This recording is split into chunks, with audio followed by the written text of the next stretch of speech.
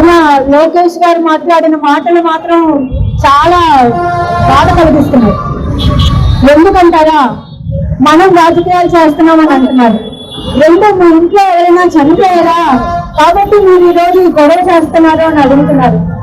ఇంట్లో చనిపోతేనే అడగాల?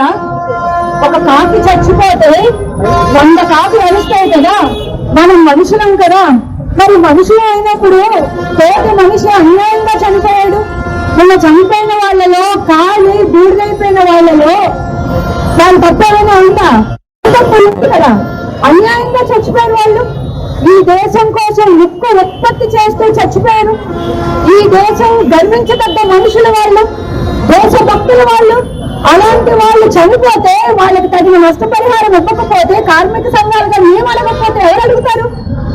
మళ్ళీ ఇంకొక ఎటకారం, అడుగుతారులే, ఇచ్చేస్తాంలే, ఎంతైనా అడుగుతారు, ఆయనదేం పోయింది అని అన్నాడు. మాదేం పోతుంది? మాదే, ఆ డబ్బులన్నీ మావే. మేము కష్టపడి సంపద సృష్టించి ప్రభుత్వానికి పన్నులు కడితే ఆ పన్నుల్లోంచి చెప్పాలి.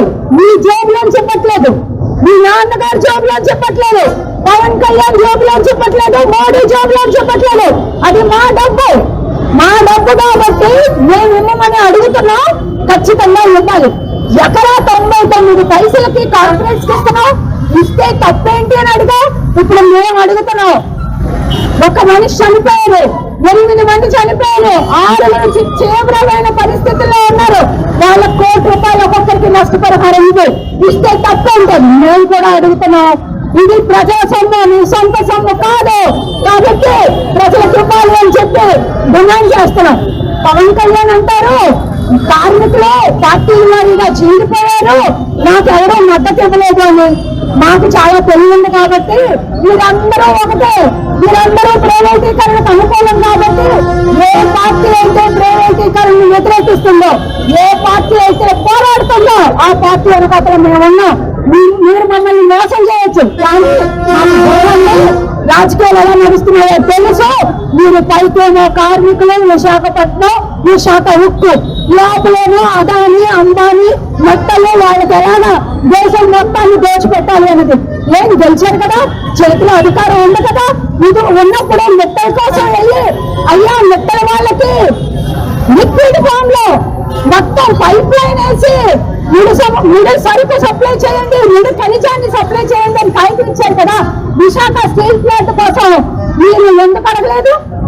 Visakha steel plant, Nakkapalli steel plant మధ్య 78 కిలోమీటర్ల తేడా.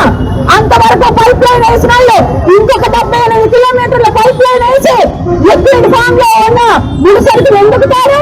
అంటే మీరు మెట్టల వైపు నిలబడతారు, తప్పైనా మా మెట్ట వస్తారా?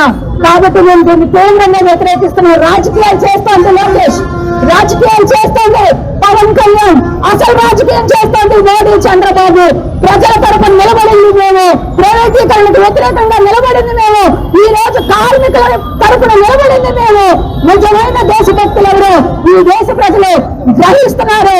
ఇప్పటికైనా దొంగ నాటకాలు ఆపి ₹1 నష్టపరిహారం ప్రకటించాలి. నా సొమ్ము మేము అడుగుతున్నాం. ఇది ప్రజాస్వామ్యం. ప్రజల అధినేతలు, ప్రజలుగా ఈ దేశ అధినేతలుగా మేము అడుగుతున్నాం. మా వల్ల వాళ్ళకి న్యాయం జరగాలి. అన్యాయంగా చనిపోయిన కుటుంబాన్ని ఆదుకోవాలి.